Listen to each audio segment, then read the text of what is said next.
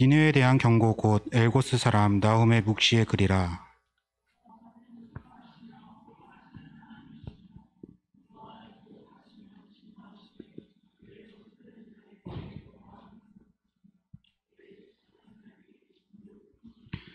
여호와는 노하기를 더디하시며 권능이 크시며 벌받을 자를 결코 내버려 두지 아니하시느니라. 여호와의 길은 회오리바람과 광풍에 있고 구름은 그의 발에 티끌이로다.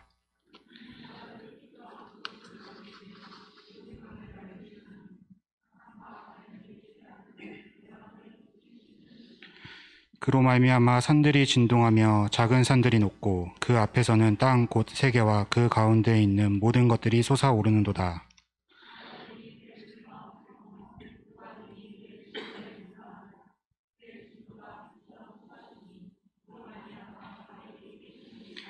여호와는 선하시며 환난 아래 산성이시라.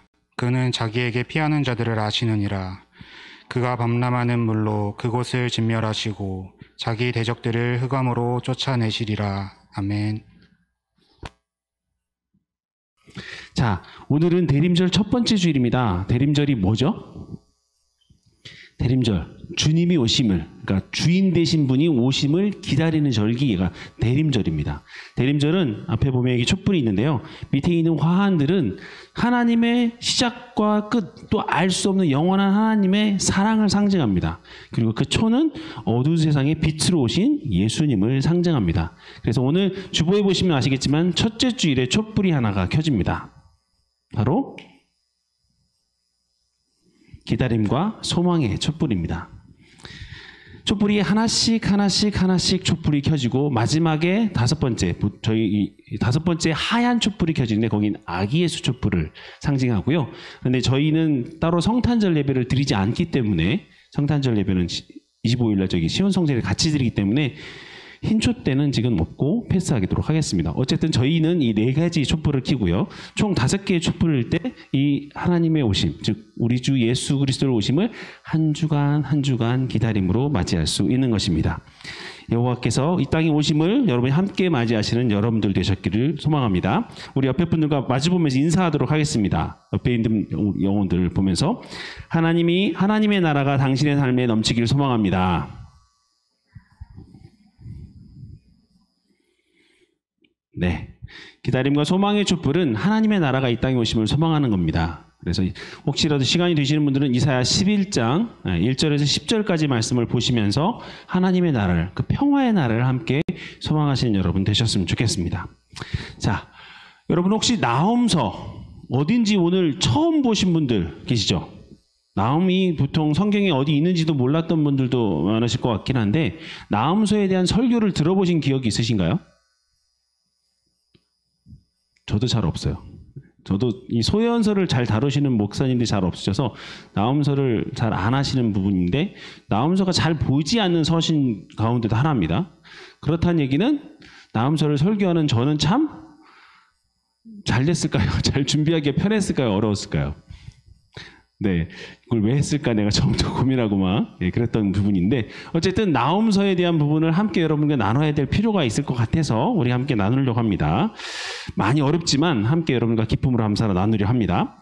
나홈서는 소예언서 12권 가운데 7번째에 해당되는 서신입니다. 그리고 이 예언서는 지난주 우리가 봤던 요나서와 완전히 반대편에 해당되는 서신입니다. 배경은 똑같이 아수르, 니느웨에 해당되는 본문입니다. 그런데 주제 자체가, 그러니까 소재 자체는 니느웨를 타겟으로 잡고 있긴 한데 바라보는 시선이나 증거하는 증언의 방식이 완전히 정반대예요. 아수르는 세계 역사 가운데 세계 최초의 대제국을 형성하는 나라 중에 하나입니다. 여러분이 세계사에서 공부를 좀 잘하신 분들은 아시리아라는 이름을 기억하실 겁니다. 그 아시리아의 수도가 아수르인데요. 그 아수르가 바로 우리가 지금 얘기하는 아수르입니다.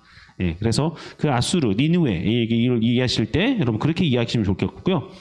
아시리아의 그때 군대 폭력성과 잔인함은 전 세계의 역사에 찾아볼 수 없을 정도로 강력하고 포악합니다.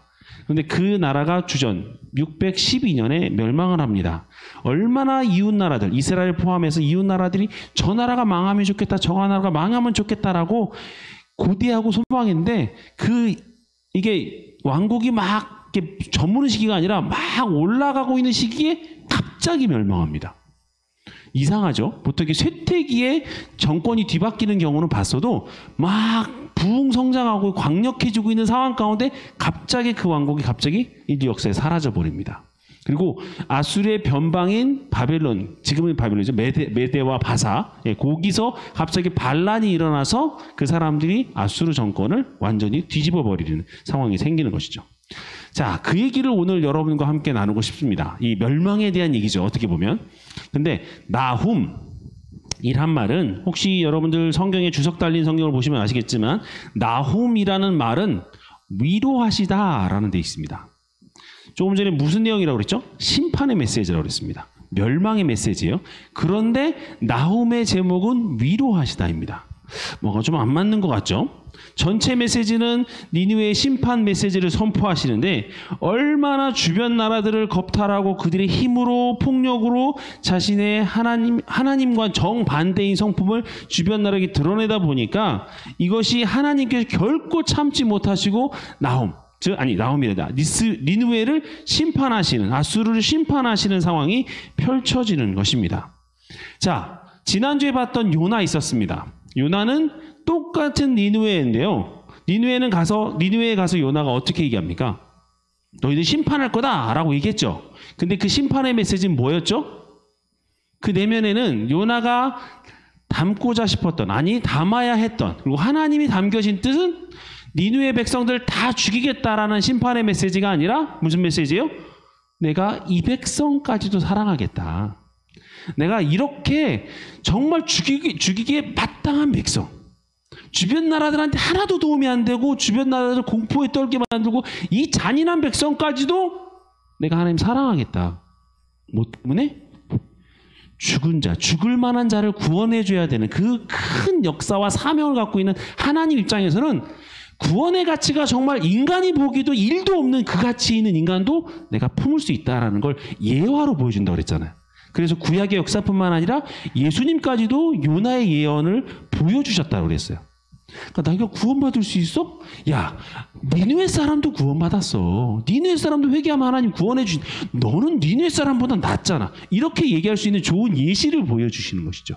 그렇기 때문에 요나의 메시지는 사랑하시고 자애로우시고 하나님이 끝없는 품어주신 그 사랑이에요. 근데요, 나훔서는 아니에요. 너희들 망할 거야. 너희들 이제 죽었어. 너희들 심판할 거야. 완전히 반대되는 역할로, 반대되는 무슨 상황극처럼 이렇게 펼쳐지고 있는 것이죠. 아수르의 니느웨, 수도 니느웨라는 사실은 동일하지만 여기서 말하는 니느웨는 단지 그 도시만을 얘기하는 게 아니에요. 나훔서를 보면서 여러분 기억하셔야 될 게 있어요. 아, 그냥 잔인한 사람들, 그 잔인한 민족, 그 도시 그냥 하나님 처단하시구나 이렇게 생각하시면 안 되고요. 니느웨에 담겨있는 상징하는 건 사람들을 억압하는 힘, 권력, 세력, 그 다음에 하나님을 하나님처럼 느끼지 않고 자신이 하나님이 되고자 하는 그런 세상의 모든 권력과 세력을 상징한다라고 이해하시면 좋겠어요. 힘 있는 나라가 망해버렸기 때문에 아까 말한 대로 역사의 정점을 향해 쫓아가고 있는 그 나라가 갑자기 확 망해버렸기 때문에 하나님의 심판이 어떻게 수행되는지를 알려주는 가장 좋은 예화책이 바로 나훔이라는 책입니다. 요나라는 책은 하나님의 끝없는 자애와 사랑, 이 영혼까지도 하나님 품으시는 그런 마음이라면, 반대로 나훔은 만약에 인간이 하나님 앞에 대항하고 하나님의 뜻을 거스리면 가차없이 죽여버릴 수 있고 심판할 수 있고 멸망시켜버릴 수 있다는 하나님의 강력한 포스를 느끼게 해주는 서신이 바로 나훔서라는 얘기죠. 일종을 말하면 세상을 향한 경고입니다. 성경에 나와 있는 아수르, 아까 말했던 여러분이 세계사 속에서 배웠던 아시리아는 어떤 나라일까요? 메소포타미아의 강가에 위치한 나라로서 그 당시의 문명이 있죠. 4대 문명, 인류의 4대 문명 중에 메소포타미아 문명이 있잖아요. 세계사를 다 까먹으셨나요? 지나가셨는지 모르겠지만 강이 있다는 건 번성함을 의미했습니다. 세계 역사에서 강은 문화의, 문명의 상징이에요. 강을 무조건 끼고 있어야 농업이 발전하고요. 강이 있다는 얘기는 무역이 발달해서 부가 쌓인다는 얘기입니다. 그래서 강줄기를 차지하기 위한 전쟁들이 많았어요. 강줄기를 차지하고 있는 나라, 특히나 좁은 강이 아니라 큰 강, 메소포타미아 강이나 뭐 인데스 강, 뭐 이런 큰 강들을 당연히 갖고 있다는 얘기는 그 강들을 통해서 많은 나라로 흩어져 갈 수 있기 때문에 자신의 나라가 부강병해지는 시기예요. 당연히 그런 돈으로 뭘 했냐면 이 니느웨는 자신의 군비, 군사 무기, 그다음에 갑옷 이런 것들을 장착하기 시작했습니다. 그리고 니느웨가 당연히 부유해지고 문물이 발달해지고 똑똑해지다 보니까 관료 조직을 제일 먼저 만들었어요. 이렇게 조직적인 관료 조직을 조직적인 관료 조직이 만들어졌죠. 군비, 군말 뭐 이런 것들이 만들어졌죠. 뭐 해야 돼요? 이거 뭐 하려고 만들었겠어요? 옆에 나라 쳐야 되겠죠. 그죠? 아마 치기 시작합니다. 근데 무기 차이가 워낙 확연하다 보니까 주변 나라들이 다 무너져 버리는 거예요. 그러니까 당연히 얘네들이 우리가 처음에는 이거 될까 했는데 이게 나가면 다 되는 거예요. 그리고 상인들이 발달되다 보니까 이 정도 군사력이면 쟤네들 벌써 다 때려보십니다. 상인들이 벌써 정보 다 전해주죠. 왜 사방통달하는 그 상인들이 전 세계를 흩어갈 테니까 대충 보면 이 나라 구조하고 저 나라 구조가 쉽게 보이잖아요. 그러니까 우리가 뭐 척후병을 파병할 필요도 없어. 상인들이 이미 정보를 다 물어다 줘. 그러다 보니 이미 전쟁 준비는 다 끝내놓은 상태죠. 이 정도 되면 자 A 나라, B 나라, C 나라 쭉쭉 치다 보니까 야 우리가 제일 세구나. 우리한테 누가 당해. 이렇게 자신감이 생긴 거죠. 여러분 세계 역사에서 아시리아 문명, 여러분 대형 박물관이나 이렇게 큰 세계 박물관을 가면 아시리아 문명에 대한 부조라고 그러죠. 돌멩이에다가 이렇게 새겨놓은 이렇게 유적들이 있습니다. 거기 보면 아시리아 문명이 얼마나 잔인한지에 대한 그림들을 거기는 새겨놨어요. 참 나쁜 인간들인 것 같아요. 얼마나 잔인하냐면 패전국들이 있습니다. 패전국들이 이제 남자를 끌고 가요. 거기 이제 아시리아 정책이 나라를 정벌하면 이 나라 백성들을 다 전 세계로 흩트는 거예요. 특히나 남자들을 끌어다가 노예로 삼았습니다. 끌어가는데 그냥 끌고 가도 되잖아요. 어떻게 끌고 가는지 아세요? 코를 뚫어요. 코를 다 연결해. 그리고 쇠사슬을 묶어 가요. 그냥 가도 되는데 그렇게 가요. 또 얼마나 잔인하냐면 성경에도 나와 있는 역사입니다. 이거 성경에 나와 있는 얘기인데 이제 패전국을 치면, 그러니까 전쟁을 제거 패전국이 되면 이 나라 백성들이 또 다시 봉기할 수 있잖아요. 반란을 일으킬 수 있잖아요. 그 씨를 제거하기 위해서 남자들을 죽입니다. 어떻게까지 죽이냐면 뱃속에 있는 아이까지도 갈라서 남자면 죽이십니다. 그 정도로 잔인할 정도의 잔인함을 드러내는 게 바로 아시리아의 문명이에요. 얼마나 주변 나라들이 치를 떨었겠어요. 제발. 그리고 그런 중앙 집권적인 체제다 보니까 아시리아가 잘못한 게 중앙 집권적인 체제를 보고 워낙 공포 정치를 하다 보니까 주변 나라들이 벗어나고 싶은 거야. 도망가고 싶은 거야. 그래서 주변에 봉기들이 자주자주 일어났어요. 결국은 메대와 바벨론이라는 지역에 있는 정말 변방이었어요. 말도 안 되는 변방에 있는 걔네들이 봉기를 해서 아시리아 문명을 전도시키는 놀라운 일들을 합니다. 그래서 바벨론의 연합군에서 망하게 되는 거죠. 자, 우선 그 얘기를 오늘 1장 1절부터 우리 함께 풀어보도록 하겠습니다. 1장 1절 말씀 보면 이렇게 되어 있어요. 니느웨에 대한 경고 곧 엘곳 사람 나홈의 묵시의 글이라. 자, 이 책은 경고로 시작합니다. 압축적으로 시작했을 때 엘고스라는 뜻은 하나님은 맹렬하시다. 시작부터 뭔가 으스스하죠. 맹렬한 하나님의 경고다라고 했는데요. 보통 여러분이 소예언서, 대연서도 마찬가지지만 선지자를 하나님이 부르실 때 어떻게 불러요? 이사야 부르실 때 야 누가 이 백성을 예약할까? 주님 제가 여기 있사오니 나를 보내주세요. 그래서 천사가 내려와서 다 지지고 막 이렇게 다 합니다. 그게 뭐예요? 환상 속에 본 거죠. 그 본 거를 이사야가 가서 말합니다. 그죠? 예레미야도 마찬가지예요. 다니엘도 마찬가지입니다. 대부분의 선지자들은 환상 속에 본 비전을 가지고 이스라엘 백성들이 선포합니다. 나 이런 거 봤어. 이게 일반적인 예언자의 모습이에요. 근데 나홈, 엘곳 사람 나홈의 묵시에 뭐라고 돼 있어요? 비전이에요? 환상이에요? 뭐예요? 글이라고 돼 있어요. 무슨 얘기예요? 이스라엘 백성들한테 선포하기 전에 이미 글로 적혀버린 거예요. 생각해 보십시오. 비전과 환상을 받아서 이걸 전하기 전에 글로 적었다는 얘기는 이게 변경 가능한 거예요? 안 가능한 거예요? 글로 적어버린 건 이미 변경 불가합니다. 이해되시죠? 다른 사람들의 환상은 요나에 대한 환상이 뭐였어요? 가서 선포해, 심판해 라고 선포해. 회개했어. 바꿨죠. 하나님 심판의 메시지 걷었잖아요. 환상의 메시지나 이런 선포의 메시지는 바뀔 수가 있는 전제가 있는데 글로 선포했다는 얘기는 하나님 바꾸신다 안 바꾸신다? 안 바꾸신다. 그냥 처음부터 이건 그냥 끝날 때까지 그냥 선포의 메시지가 끝. 야, 니네 끝이야. 심판이야. 안 받고. 네, 절대 없어. 일말의 타협의 의지도 없는 하나님의 심판의 메시지가 그대로 담겨져 있는 게 바로 글로 표현되어 있다는 얘기죠. 근데요, 아까 제가 나홈의 뜻이 뭐라고 그랬죠? 위로라고 그랬잖아요. 심판의 메시지가 왜 위로가 돼요? 이유가 뭘까요? 니느웨의 심판이 왜 위로일까? 아까 요나서는 니느웨를 심판하겠다는 메시지를 요나가 누구한테 얘기합니까? 니느웨 사람들한테 가서 얘기해요. 그죠? 그래서 니느웨 사람들이 그걸 듣고 주님 우리가 잘못했습니다. 하나님한테 가서 죄를 뿌리고 막 옷 입고 막 그렇게 회개해요.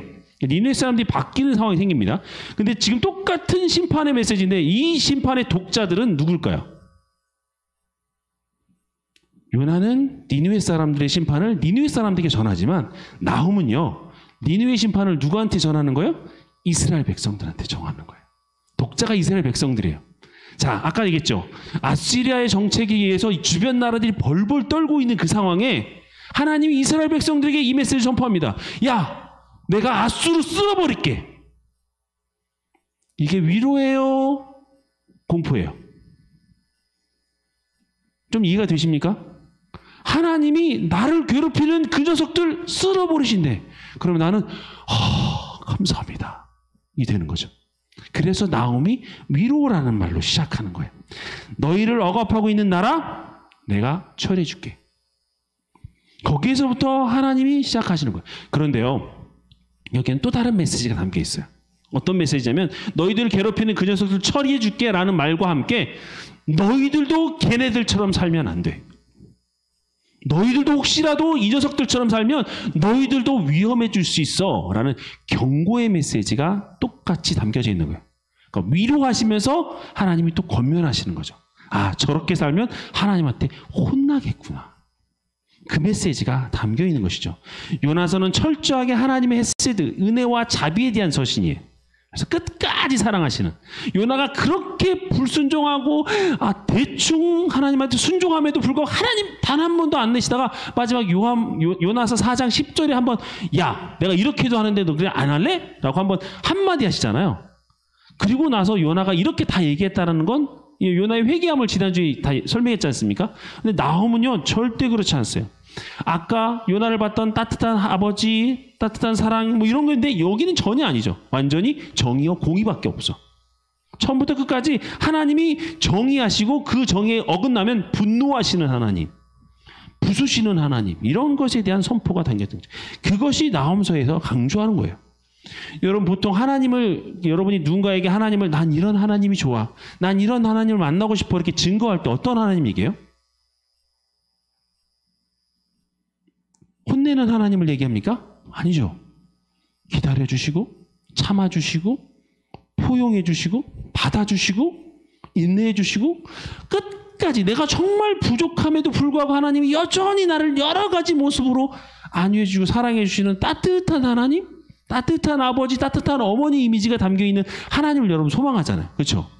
그런 하나님은 우리가 보통 좋아하는 하나님이잖아요. 근데 오늘 나홈서는 전혀 그런 모습이 없다니까요. 그럼에도 불구하고 인간의 죄에 대해 심판하시고 정의를 세워가시는 분인데 우리가 이 나홈서를 통해서 배우고 싶은 건 그럼에도 불구하고 하나님의 자녀라면 어떻게 살아야 하는지를 깨달아야 되는 이 나홈서가 주는 메시지가 그렇습니다. 자, 실제적으로 들어가 볼까요? 우리 2절 말씀입니다. 2절 말씀 함께 읽어보도록 하겠습니다. 같이 읽습니다. 시작. 여호와는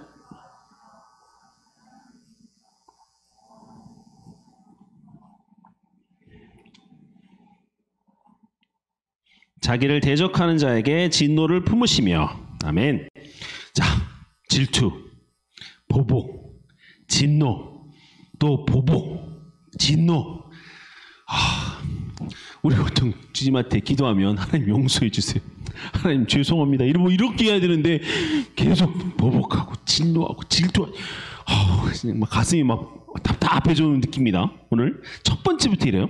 근데 여러분 질투라는 감정에 대해 보통 우리가 얘기할 때 부정적인 표현으로 많이 쓰는데 하나님을 향해서 질투라는 표현 써도 돼요? 하나님을 향해서 질투하시는 하나님 이해가 되시나요? 연애해 보신 분들 알죠? 니 나 질투하는 기가 오빠 거야? 질투하는 거야? 이런 얘기를 못해. 이 질투 보통 우리가 어떨 때 써요?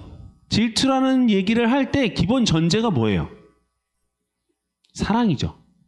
내가 너를 사랑하는데 너 그럴 수 있어? 이런 약간의 투정어린 눈빛이 바로 질투잖아요. 사랑이 없는 사람이 질투하나요? 그 사람을 향한 사랑이 없는 사람은 질투 자체도 하지 않아요. 그러니까 하나님은 질투하신 하나님이다라는 표현을 할 때 출애굽께서 하나님께서 먼저 얘기하세요. 나는 이런 하나님이다. 출애굽기 20장 5절 말씀 우리 함께 먼저 볼까요?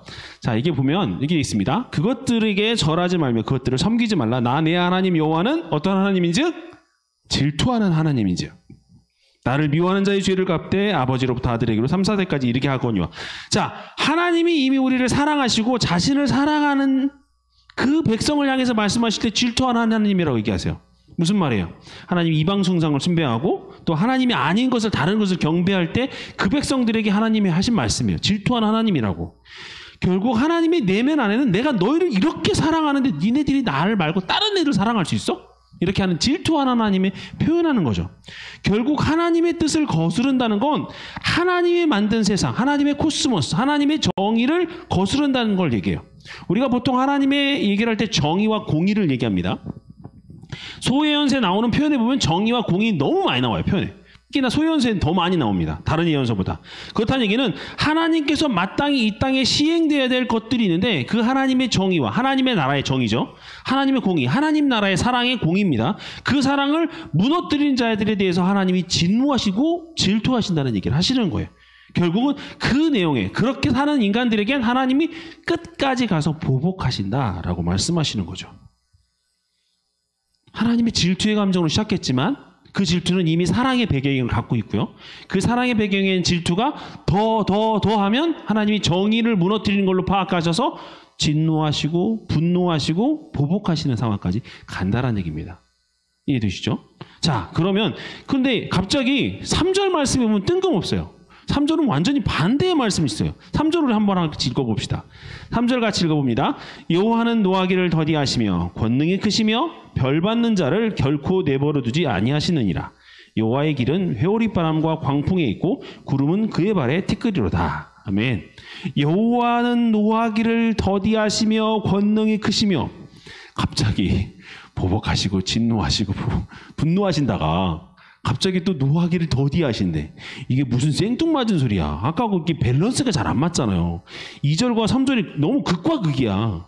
하나님이 무슨 이게 조울증도 아니시고 왜 이러시나 라고 얘기할 수 있는데 이는 이런 얘기예요. 하나님, 아수르 지금 얘기하고 있잖아요. 니누 얘기하고 있잖아요. 하나님, 저 인간들 심판하셔야 되는 거 아니에요? 우리 이렇게 맨날 힘들게 하는데 하나님 저렇게 심판하셔야 되는 거 아니에요? 왜 저 인간들 그냥 놔두셔서 우리가 이렇게 고통 가운데 살아야 돼요? 라고 얘기할 때 그때 하시는 말씀이에요. 결론적으로 말하면 하나님 무능하셔서 심판 안 하시나 보다. 하나님 진짜 저 심판할 능력이 없으시니까 저 인간들 그대로 나와서 우리 맨날 이렇게 힘들게 하지. 이렇게 하시는 게 아니라요.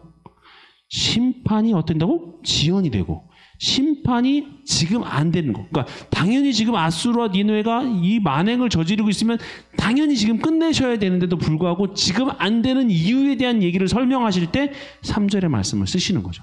하나님은 노하기를 더디하시고 인자와 긍휼이 많으시고 결국 무슨 얘기예요? 때를 기다려. 하나님은 한 번 사건이 있을 때 바로 쳐버리는 게 아니라 하나님은 기다리시고 기다리셔서 행하셔. 자, 아수르에게 이렇게 한다는 얘기는 누구한테도 그렇게 한다는 얘기예요? 우리한테도 그렇게 한다는 얘기예요. 그러니까 하나님이 우리를 참아주고 기다려주시는 거하고 똑같은 거예요. 하나님이 니느웨를 향해서 왜 하나님 저 인간들 우리 이렇게 괴롭히는데 안 치세요? 라고 할 때 야, 난 한 번 일어났다고 치지 않아. 힘들지? 하지만 한 번 일어났다고 때리진 않아. 다 죽겠네? 그렇게 한다는 얘기죠. 결국은 하나님께서 더디하시는 것처럼 보이지만 그 심판의 시간이 차곡차곡 쌓여있다 말씀하시는 거예요. 근데 여러분들 기억하셔야 될 건 뭐냐면요. 3절 후반부에 보면 권능이 크시며 라고 하신 다음에 벌 받을 자를 결코 내버려 두지 아니하시느니라 라고 했어요. 그러니까 노하기를 더디하고 권능이 크지만 내가 벌 받을 자는 결코 그냥 두지 않는다. 표준 세번역으로 보면 좀 더 실감나는 표현이 나옵니다. 주님은 절대로 죄를 범하지 않은 채, 죄를 벌하지 않은 채 내버려 두지는 않으신다라고 되어져 있어요. 무슨 말이에요? 인간이 죄를 지으면 모른 채 할 수 있어요. 근데 하나님은 그 죄를 쌓아두고 기다렸지만 언젠가 하시겠지만 결코 잊지 않으신다라는 얘기를 하시는 거예요. 반드시 대가는 치른다. 그게 우리의 때가 아니라 하나님의 때이긴 하겠지만 하나님은 반드시 대가를 치른다라고 얘기하시는 거예요. 그렇게 벌하시고 때때로 낡은 것들을 무너뜨리시고 진노하시고 그런 분이 하나님이라는 얘기를 하는 거죠. 하나님의 이미지가 좀 너무 강력하지 않나요? 너무 좀 파괴적이지 않나요? 근데요, 여러분 이거 아시나요? 하나님은 파괴를 해야 또 다른 걸 창조하시기도 하세요. 창조만 하다가는 이 땅에 공간이 없어져요. 그래서 낡은 것들을 무너뜨리셔야 새로운 걸 만들죠. 건축을 공부한 친구들은 알 텐데 폐 건축물을 그대로 놔뒀다간 주변 사람들에게 악영향을 끼치고 혹여라도 그것을 쓰다가 문제가 생기죠. 그죠? 그렇기 때문에 폐 건축물을 폐기합니다. 무너뜨리고 다시 짓습니다. 세월의 흔적에 따라서 뭔가 없어져야 되는 것들이 생기는 거예요. 그래서 하나님은 창조하시는 분이지만 무너뜨리고 부수시기도 하십니다. 그런 전체적인 원리를 본다면 하나님께서 하시는 그 일들을 여러분이 같이 보여주시면 좋겠어요. 그래서 하나님은 악을 없애시는 분, 악을 제하시는 분이라고 얘기할 때 하나님의 나라의 뜻은 뭡니까? 하나님의 나라와 하나님의 공의가 이 땅에 만방에 펼쳐지는 거잖아요. 그러면 하나님의 보시기에 더러운 것들은 어떻게 하셔야 돼요? 청소하셔야죠. 버리셔야죠. 그걸 우리가 볼 땐 파괴가 되는 거고 심판이 되는 거고 징벌이 되는 거예요. 그 일을 하나님이 하셔야만 그 일이 하신다는 얘기죠. 그래서 4절에 보면 이렇게 얘기합니다. 그는 바다를 꾸짖으시고 말리시며 모든 강을 말리시나니 바산과 갈멜이 쇠하며 레바논의 꽃이 시드는도다. 하나님이 심판하시는 놀라운 역사의 시간들이 바산과 갈멜, 그다음 레바논의 꽃까지 그리고 강물과 바다를 꾸짖어서 말리시고 뒤집어 엎으신다라고 얘기하는 거예요. 지금은 우리가 바다에 대한 두려움이 별로 없습니다. 그렇죠? 물을 좀 무서워하는 사람 치고 빼놓고는 그냥 바다에 대한 두려움이 별로 없어요. 근데 당시의 상황으로 보자면 이 고대인들을 기준으로 보자면 바다는요. 배를 타고 나갈 때 항법 장치가 제대로 되어 있지도 않고 레이더도 없는 거예요. 그냥 바람 불면 가고 바람 멈추면 멈춰야 되는 그런 땅입니다. 그런 문화 속에서 바다라는 존재는 아주 심연 곳에 아주 깊은 어둠 그곳에 뭔가 특정한 능력의 세력이 있어서 배가 지나갈 때 허락해주고 마음에 안 들면 뒤집어버리고 이런 것에 대한 공포가 있는 거예요. 그래서 바다에 옛날에 제사를 지내고 요나서에서 1장에 바다의 제물로 요나를 던지잖아요. 그 이유가 이 바다에 있는 신이 뭐가 있어서 우리를 잠잠케 해서 지나가게 해주세요라는 제물을 던지는 개념이에요. 그게 바다의 제사를 지내는 옛날 고대인들의 습관이었어. 그러다 보니 바다라는 존재 자체, 특히나 큰 강물에 대한 존재 자체는 이용해야 되는 것도 맞지만 두려움의 대상이었어요. 그러니 당연히 그 바다에 대한 두려움이 있는데 오늘 히브리인들은 뭐라고 얘기하는 거야? 바다도 다스리시고 강물도 다스리시고 내가 믿는 하나님은 너희들이 두려워하는 그 바다 강물 다 다스리셔. 심판하실 때 하나님이 그 모든 것들을 다 알고 계시고 다 부서질 있다라고 얘기하시는 거예요. 창조하시는 분, 하지만 모든 걸 뒤엎으시는 분, 특별히 바다와 강물로 상징되는 혼돈의 세력까지도 다 잠잠케 하시는 그 위대하신 분이 누구라고? 우리 하나님이라고 증거하고 있는 거예요. 얼마나 감격적입니까? 그렇죠? 근데 아까도 얘기했죠. 아수르가 막 이렇게 올라갈 때 누가 우리를 당해 이런 것처럼 자 이렇게 3절과 4절을 설명하는 이유, 5절까지 설명하는 이유는 뭐예요? 하나님이 이렇게 대단하신 분이다. 그런데 6절에 뭐라고 되어 있어요? 누가 능히 그의 분노 앞에 서며 누가 능히 그의 진노를 감당하랴. 야, 이런 하나님 앞에 누가 분노하고 누가 진노 감당할 수 있어? 여기서 누가는 누구예요? 누가 누굽니까? 누구예요? 아시리아죠. 그죠? 아시리아 니네들 아무리 그렇게 강력한 것 같지만 하나님의 분노, 하나님의 진노 감당할 수 있어? 이렇게 얘기하는 거예요. 아까도 얘기했던 것처럼 아시리아가 누리고 있는 세력뿐만 아니라 다른 사람을 억압하고 있는 힘, 세력, 권력, 집단 이 모든 것들이 다 포함되는 거예요. 우리 주변에 많죠. 누가 능히 감당할래? 라고 하는 거. 하나님이 결코 너희들 그만두지 않는다. 함부로 감당할 수 없다라는 은유적 표현을 지금 하고 있는 거예요. 하나님의 심판의 위험 앞에서 스스로 견뎌낼 수 있는 세상의 인간, 그 세력, 집단은 없다라는 얘기를 하고 계시는 거죠. 사랑하는 여러분, 이 하나님이 여러분의 하나님인 줄 믿습니다. 이 하나님이 여러분을 몰라 하시는 게 아니라 여러분을 사랑하시는 줄 믿습니다. 그걸 여러분 믿으셨으면 좋겠어요. 자, 얼마나 하나님의 능력이 대단한지 찬송가 70장에도 나와 있어요. 찬송장의 70장에 보면 가사에 피난처 있으니라는 찬양인데요. 2절에 보면 이렇게 되어 있습니다. 이방이 떠들고 나라들 모여서 진동하나 우리 주 목소리 한번 발하시면 천하의 모든 것 어떻게 되겠다고? 망하겠네. 3절에도 있죠. 만유주 여호와 우리를 도우니 피난처요 세상의 난리를 그치게 하시니 세상의 장검이 쓸데없네. 아멘. 2절과 3절이 너무 극명해요. 아까 다시 한번 가사를 보여주시겠어요? 2절에는 뭐라고 되어 있어요? 세상이 거스르는 이방 세력들이 진동하고 떠들썩하고 그렇게 만들지만 하나님이 목소리 한번 야! 바로 하시면 어떻게 된다고요? 다 망한다고요. 근데 그 하나님이 3절은 어떻게 한다고요? 우리 하나님이 우리를 도우시고 우리의 피난처가 되어주시고 세상의 창검이 우리를 거눌 때 아무런 쓸데가 없이 만들어 버리신대요. 믿으십니까? 이 하나님이 여러분을 사랑하는 줄 믿으십니까? 이 하나님이 여러분이 믿는 그 하나님인 줄 믿으십니까? 이 하나님과 함께 여러분 만유 모든 것의 주인 되신 그 하나님을 여러분이 마음껏 누리시는 은혜의 여러분들 되셨으면 좋겠어요. 그래서 결론입니다. 7절 말씀 우리 함께 볼까요? 8절까지인데 우선 7절만 먼저 보겠습니다. 7절 같이 보겠습니다. 시작. 여호와는 선하시며 환난 날에 산성이시라. 그는 자기에게 피하는 자들을 아시느니라. 아멘. 어떻다고요? 여호와는 선하시대요. 환난 날에 산성이시래요. 자, 아까 그렇게 하나님이 심판하시고 위험하시고 무섭고 분노하시고 보복하시고 진노하시는 하나님이지만 나한테는 어떤 하나님? 선하신 하나님. 나한테는 어떤 하나님? 나를 위로해 주시는 하나님. 나한테는 어떤 하나님? 내 피할 바위가 되시고 산성, 성곽이 되어주셔서 외부로부터 공격을 다 막아주시는 하나님. 그러니까 나음서가 위로의 서가 되는 거예요. 세상 사람들이 그렇게 강력한 메시지를 선포하지만 다른 거 다 필요 없고 그 안에 나는 하나님과 함께 있음이 위로가 되고 즐거움이 되고 감사가 된다. 너희들 다 가만두지 않을 거야. 놀이터에 어린애들이 싸워요.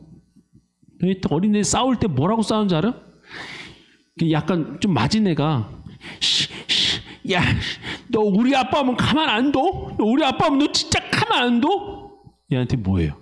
우리 아빠가 오면 너 같은 거 아무것도 아니죠. 그 아빠가 누굴 사랑하니까? 나를 사랑하니까. 딱 이스라엘 백성들을 향한 말씀이에요. 하나님이 내가 평소 때 막 찌질같이 힘들고 어렵고 고난당하고 있는 그 현실 가운데 하나님이 내가 너 지켜줄게. 너 힘들게 하는 그 녀석들 내가 하나, 둘, 좀만 더 참어. 내가 다 해결해 줄게. 그 하나님이 너희를 회복하실 거야. 그 하나님 앞에 너희들이 나오기만 하면 회복될 수 있어. 하나님이 그 메시지를 선포하고 계시는 것이죠. 아까도 얘기했던 것처럼 그 하나님이 우리의 하나님인 줄 믿습니다. 이사야 49장 15절에 16절에 보면 이사야가 이렇게 얘기하고 있어요. 여인이 어찌 그 젖먹는 자식을 잊겠으며 자기의 태에서 난 아들을 긍휼히 여기지 않겠느냐. 그들이 혹시 잊을지라도 나는 너를 잊지 아니할 것이라. 내가 너를 내 손바닥에 새겼고 너의 성벽이 항상 내 앞에 있나니. 하나님이 어떻게 하신다고요? 하나님이 우리를 손바닥에 새기신대요. 결코 잊지 않으시고 손바닥에 새기셔서 우리 명섭이 보고 계신대요. 여러분 이게 가슴 벅차게 다가오지 않으십니까? 세상 사람들 다 몰라요. 부조리하고 지켜내고 잘 몰라요. 그런데요, 하나님 그 부조리한 거 쌓아놓고 참고 계시다가 때가 되면 푸신다는 얘기예요. 하나님이 해결하신다는 얘기를 하시는 겁니다. 그때가 되고 오면 폭풍 같은 파도가 밀려와도 하나님께서 당신을 사랑하고 의지하는 백성들 향해서 지키시고 보호하신대요. 하나님으로부터 당하는 그 선한 것이 우리를 그렇게 인도하신대요. 이거를 믿으시기 바랍니다. 사랑하는 여러분, 우리가 살고 있는 세상을 한번 보십시오. 세상이 어찌나 우리 편이 안 되는지, 어쩜 그렇게 우리 편에서 반대편처럼 살아가고 있는지. 그런데 여러분, 세상은 이미 내 편이 아니었어요. 내 편이라고 생각하는 그 착각을 버려주시기 바랍니다. 하나님이 이미 세상 가운데 우리가 살고 있지만 세상이 결코 우리 편이 될 수도 없고 되지도 않을 걸 알고 계시고 우리에게 그렇게 몇 번이나 매번 얘기하고 계시는 거예요. 세상에서의 혼란, 어려움, 고난 어쩌면 당연해요. 우리 편이 아니니까. 자꾸 우리 편 만들려고 그러지 마세요. 우리 편 아니에요. 그냥 쟤네 편이에요. 다른 편이죠. 그 땅에서 당연히 폭풍을 일러내는 바다에 같은 그렇게 살고 계시지만 그 안에서 우리가 바라봐야 될 분은 오직 하나님 한 분뿐인 줄 믿습니다. 그렇게 삶을 살아갈 때 우리와 함께 하신 하나님의 은혜를 경험하셨으면 좋겠어요. 하나님은 우리의 피난처 되십니다. 하나님 우리의 산성 되시고 우리의 보호자 되십니다. 하나님은 우리에게 두려움과 떨림으로 나아갈 때 하나님께서 우리를 지켜주시고 우리와 함께 하세요. 그 하나님이 우리의 하나님입니다. 다른 사람들은 무서워 벌벌 떨지만 세상은 어찌 감당할 수 없어서 두렵고 떨지만 그 하나님은 우리의 하나님이니 그 하나님은 내 아버지가 되시니 나는 그 하나님께 두려움과 떨림으로 나아가길 소망합니다. 여기서 말하는 두려움은 첫사랑을 고백했을 때예요. 첫사랑을 고백할 때 이 첫사랑을 받아주면 좋겠는데 두근두근 걸리는 마음으로 병사봐 사랑해 이렇게 하는 그 두근거리는 그 마음, 내가 입을 열리는 것도 너무 두려워서 그 긴장돼서 하지만 내 안에 있는 사랑은 너무 큰데 입으로 벌릴 수 있는 이 간사한 마음 때문에 어찌할 수 없는 이 조그불한 입, 그 크고 두려운 마음, 그 떨림의 마음을 기억하라는 거예요. 하나님은 겉을 보신 게 아니라 우리 중심을 보신다 하셨잖아요. 우리의 중심이 하나님을 향한 그 사랑이 있으면 그 영혼은 세상에 어떤 풍파와 어떤 고난이 찾아와도 하나님이 보호하시고 지키시는 줄 믿습니다. 하나님은 붙들고 가세요. 하나님이 여러분을 지키시고 인도하십니다. 그렇기 때문에 우리가 주님 붙잡고 여기 있는 촛불처럼 예수님을 기다리는 마음으로 기도해야 돼요. 왜요? 예수님이 우리를 그렇게 인도해 주실 거니까요. 예수님이 그 삶 가운데서 하나님과 인도해 주시는 귀중한 링크가 되고 귀중한 연결고리가 되니 예수님을 붙잡아야 하는 거예요. 예수님이 오시는 기다림과 소망이 왜 필요한 거예요? 그 하나님을 연결해 준 통로가 바로 예수님이니까요. 예수님을 붙잡고 나아가시기 바랍니다. 여러분의 삶에서 예수님이 더 고백되어진 시간들을 많이 누리셨으면 좋겠어요. 하나님을 향한 첫사랑, 그 첫사랑을 예수님과 함께 고백하시고 두려움과 떨림으로 여러분의 삶을 회복하셔서 하나님이 주시는 은혜와 평강이 넘치는 여러분들 사시기를 주님의 이름으로 축원드립니다. 우리 함께 들은 말씀 그렇게 가지고 우리 함께 기도했으면 좋겠습니다.